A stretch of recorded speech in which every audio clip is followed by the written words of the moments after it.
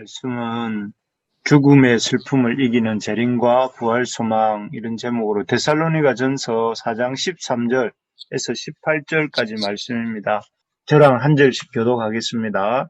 형제들아 자는 자들에 관하여는 너희가 알지 못함을 우리가 원하지 아니하노니 이는 소망 없는 다른 이와 같이 슬퍼하지 않게 하려 함이라.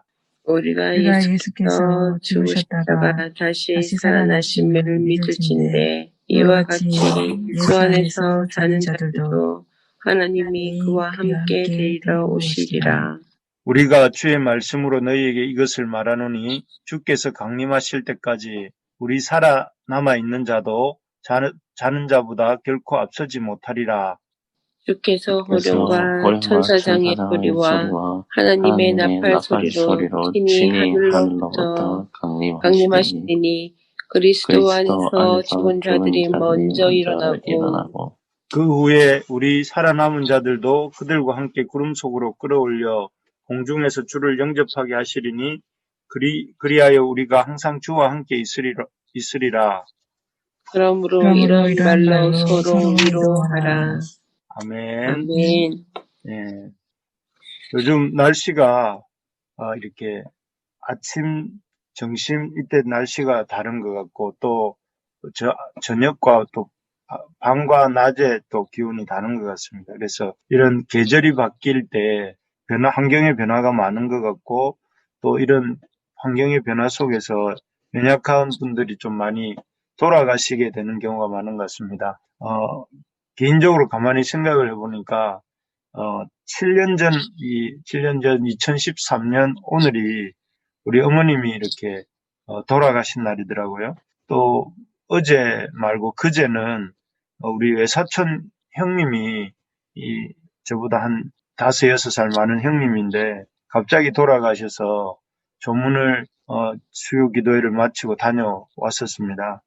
그분은 아직 젊은 나이고 믿음이 아직 없으신데 갑자기 돌아가셔서 사고로 돌아가셔서 이렇게 문상을 갔어도 유족들을 무슨 말로 위로해야 될지 참 좀 난감했고 그래서 참 함께 앉아 있다가 이렇게 올 수밖에 없었는데요. 사실 이 죽음이라는 것은 그 순서의 차이는 있지만 누구에게나 어김없이 오지요. 제가 가서 누구를 위로한다고 했지만 사실 위로할 체제가 아니라 저도 언젠가는 또 그분들의 뒤를 따라가야 되는 그런 상황입니다. 그래서 모든 사람에게는 죽음이 예정되어 있지만 사실 또 모든 죽음은 모든 사람에게 갑작스럽지요. 특히나 이제 정든 가족과 헤어진다는 것은 그런 일이 언제 일어난다 한들 참 자연스럽게 받아들이기가 어려운 것 같습니다. 영원히 참 이렇게 누군가와 이별한다는 것 참 자연스럽지도 않고 받아들이기 어려운 고통스러운 일인 것 같습니다. 오늘 본문에도 믿음 안에 있다가 가족을 잃고 슬퍼하는 데살로니가 성도들을 향해서 주는 메시지입니다.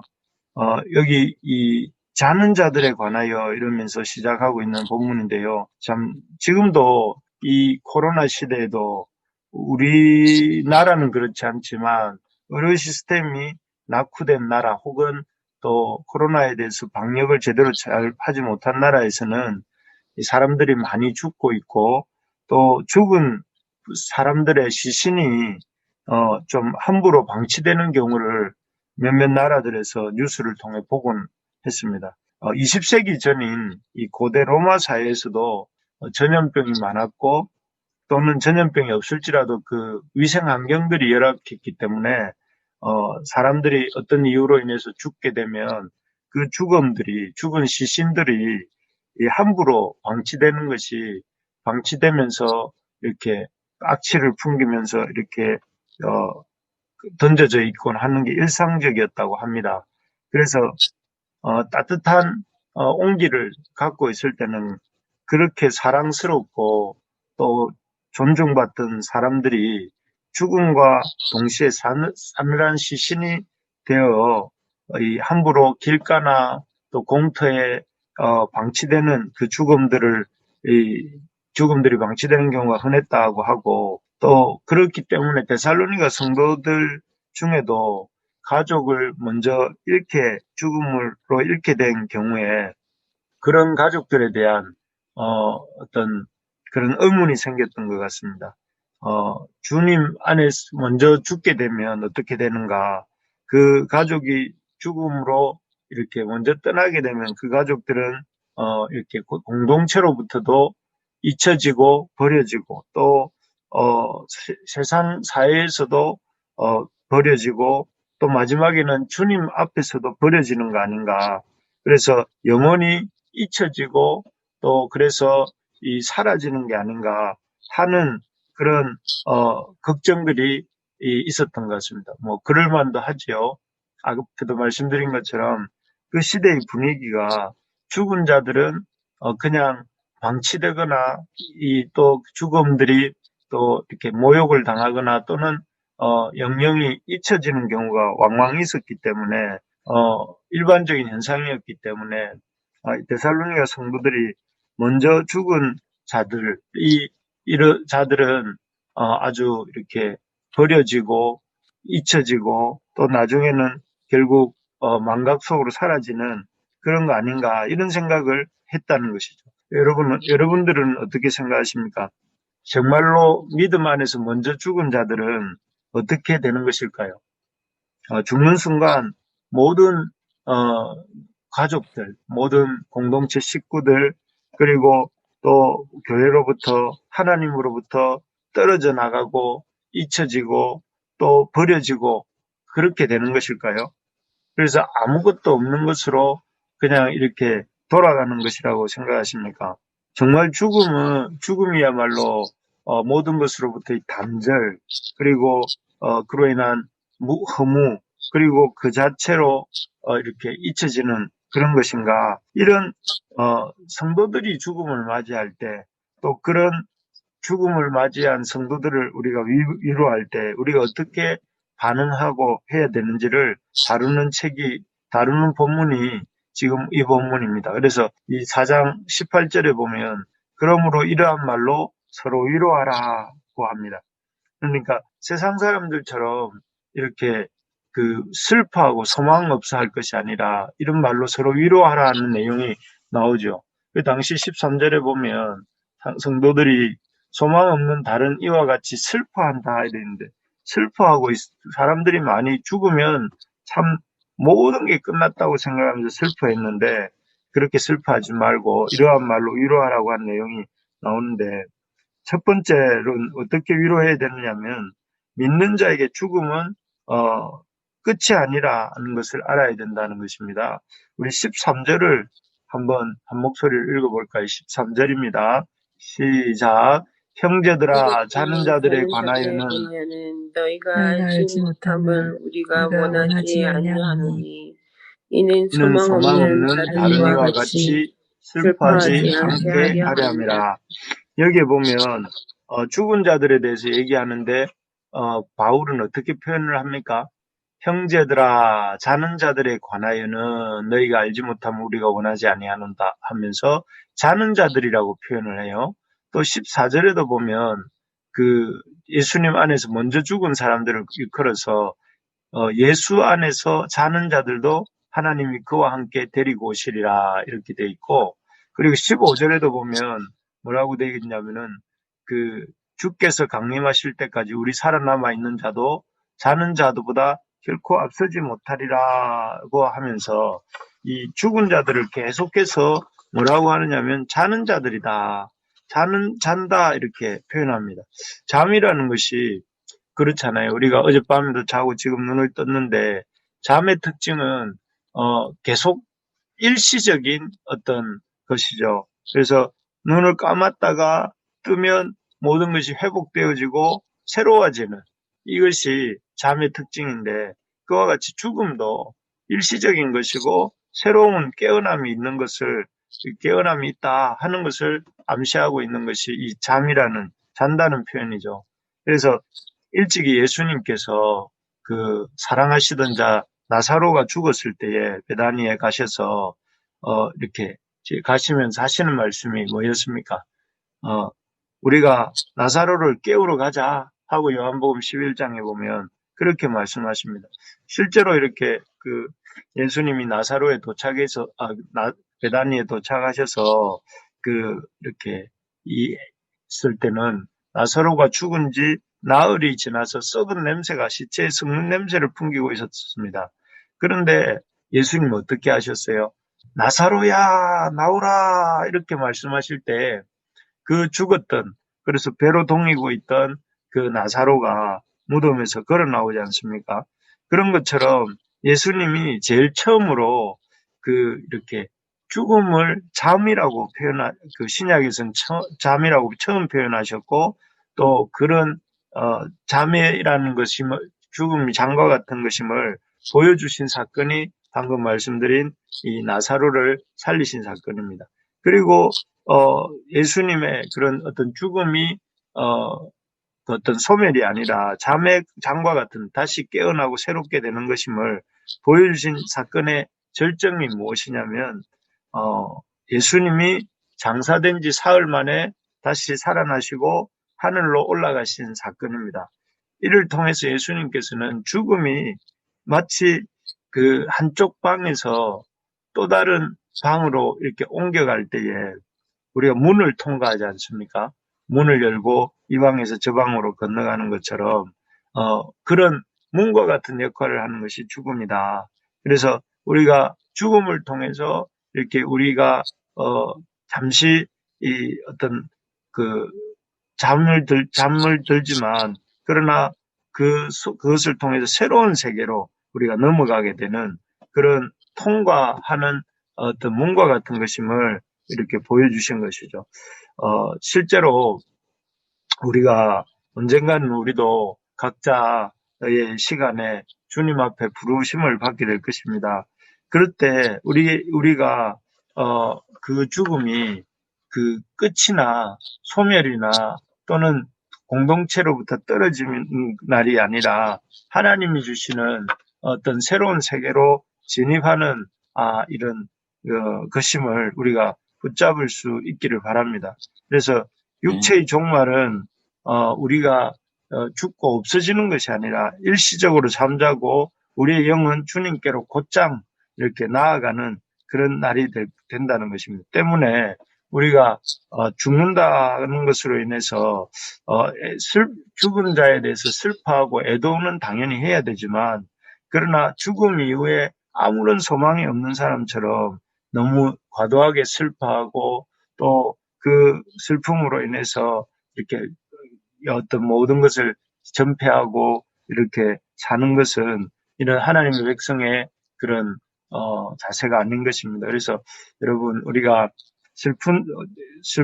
누군가의 죽음으로 슬퍼하는 자들을 위로하되 또 그들을 위해서 옆에 그들이 충분히 애도할 수 있도록 옆에 있어주되, 그러나 동시에 그들에게 또 우리 자신도 죽음이 온전한 끝이 아니라 자는 것이고 죽음이 새롭게 깰 것을 죽음 안에서 새롭게 되어서 새롭게 일어나게 될 것을 믿는 우리가 될 수 있기를 바랍니다.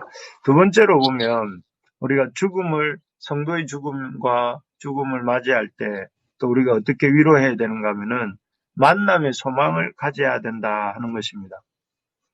앞에서도 말했지만 데살로니가 성도들이 죽음에 대한 두려움을 갖고 있었는데요.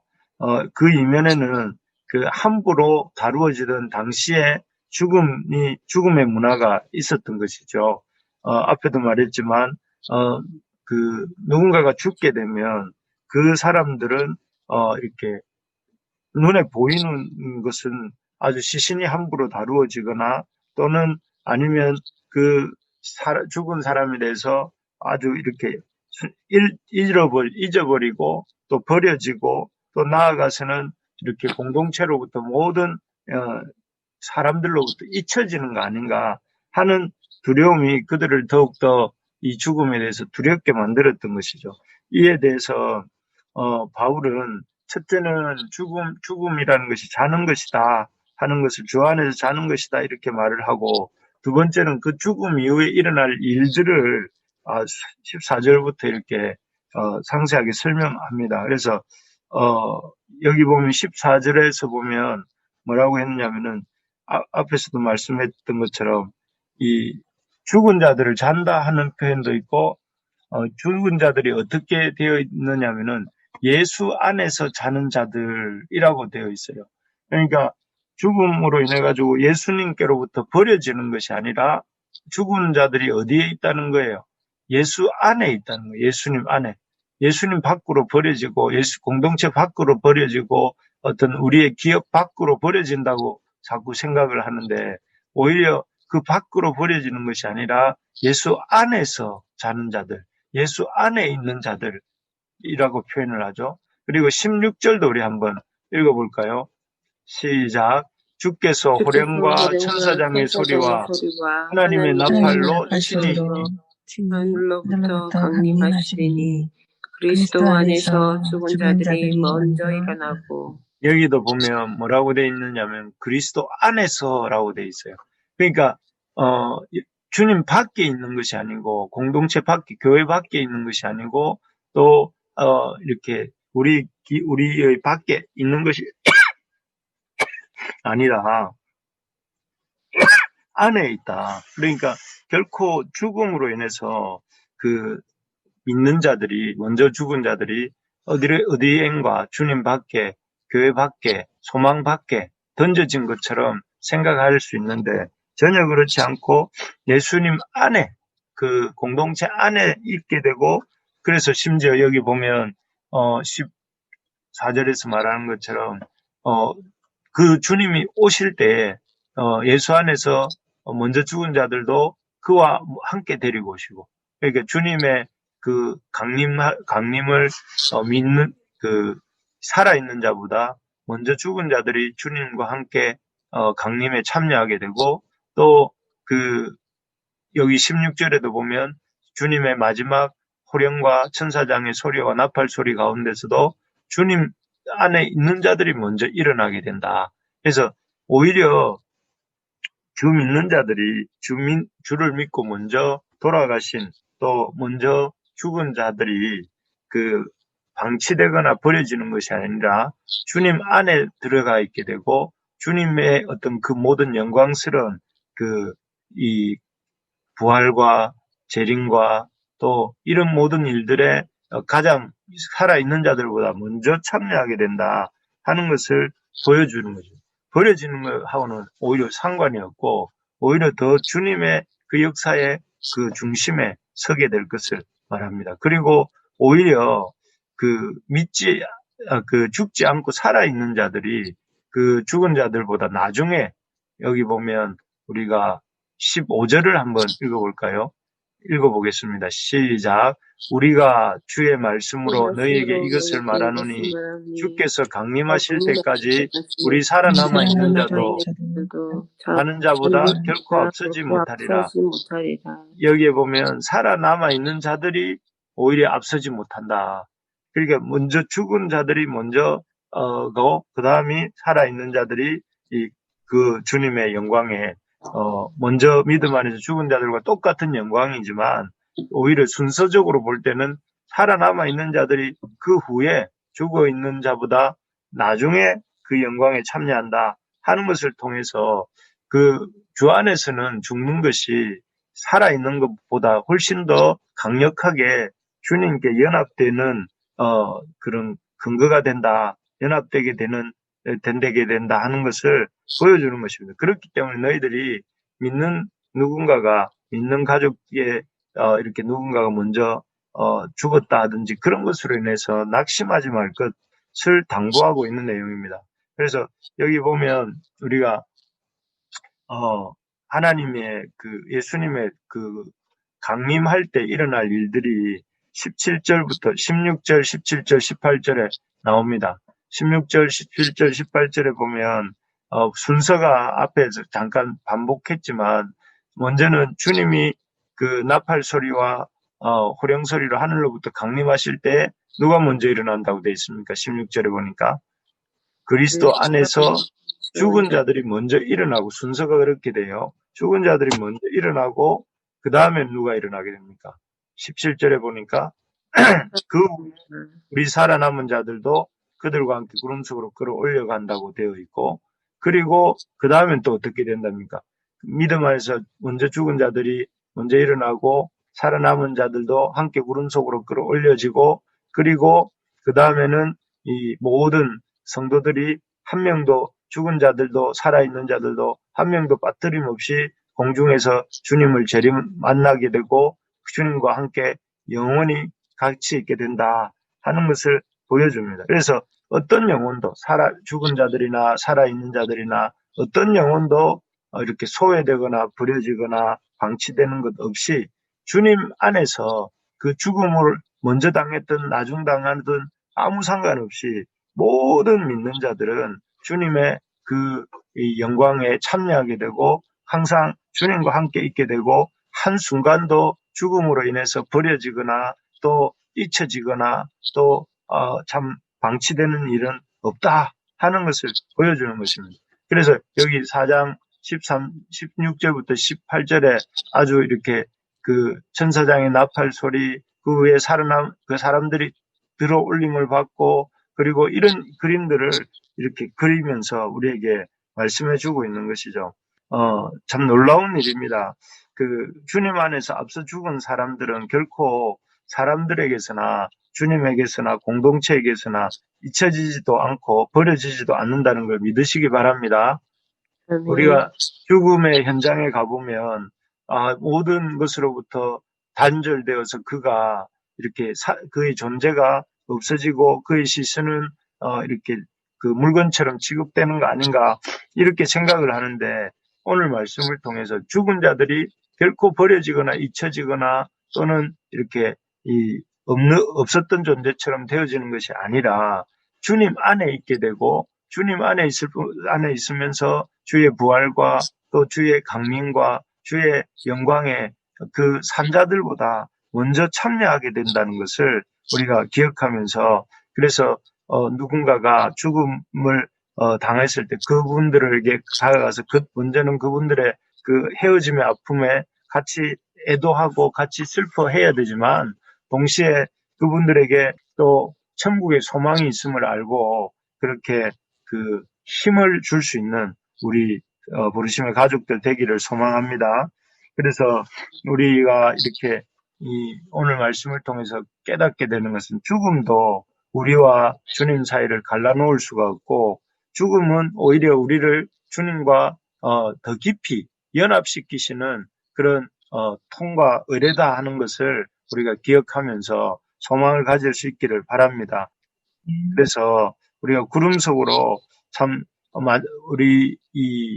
우리가 죽음을 맞이하게 되면 방치되거나 잊혀지지 않고 먼저 죽은 자들과 함께 구름 속으로 끌어올림을 받게 될 것이고 또 그 공중에서 죽은 자들이 먼저 주님과 함께 있게 될 것이고 그리고 나중에 살아있는 자들도 주님과 만나서 마지막 날에 주님 강림하실 때에 주님과 함께 항상 있게 된다는 사실을 알고 우리가 소망을 오히려 죽음의 자리가 소망의 자리가 되고 감사의 자리가 될 수 있기를 간절히 기도합니다. 그래서 오늘 이번 이런 시즌처럼 사람들이 많이 아프고 또 돌아가시고 이렇게 되는 경우가 있을 때 우리가 찾아가서 위로하고 또 함께 슬퍼할 때 이런 말씀으로 위로하고 우리 스스로도 힘을 얻는 우리 모두가 되고 또 우리 공동체가 이 죽음마저도 주님과 가장 이 긴밀하게 연합하게 만드는 그런 계기로 삼으시는 우리 주님께서 우리를 지금도 버려두지 않으시고 우리와 함께하고 계심을 믿고 힘을 얻는 우리 모든 부르심의 가족들 되기를 축복합니다.